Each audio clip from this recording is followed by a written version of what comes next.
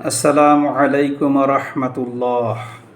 প্রিয় ভাই ও বোনেরা, আজ যে বিষয়টি নিয়ে কথা বলবো সেটি হলো মাদকের কুফল।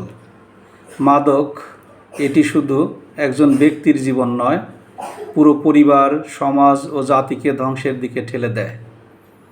একটি জাতির ভবিষ্যৎ তার তরুণ প্রজন্ম, আর মাদক সেই তরুণদেরকে ধীরে ধীরে নিঃশেষ করে দেয়। আমাদের স্কুল, কলেজ, এমনকি গ্রামের পাড়ায়ও মাদকের ছোবল পৌঁছে গেছে।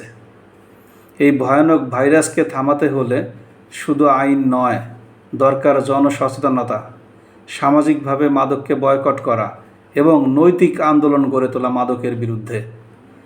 ইসলাম মাদককে হারাম ঘোষণা করেছে। রাসূল সাল্লাল্লাহু আলাইহি ওয়াসাল্লাম বলেন, যা বেহুশ করে তা হারাম। অতএব যারা মাদকের ব্যবসা করে, বিক্রি করে কিংবা সেবন করে, তারা নিজেরাই নিজেদেরকে ধ্বংসের দিকে ঠেলে দিচ্ছে। বা আমরা মনে করি সচেতনতা, পারিবারিক বন্ধন এবং ইসলামী মূল্যবোধই এই সমস্যার স্থায়ী সমাধান হতে পারে।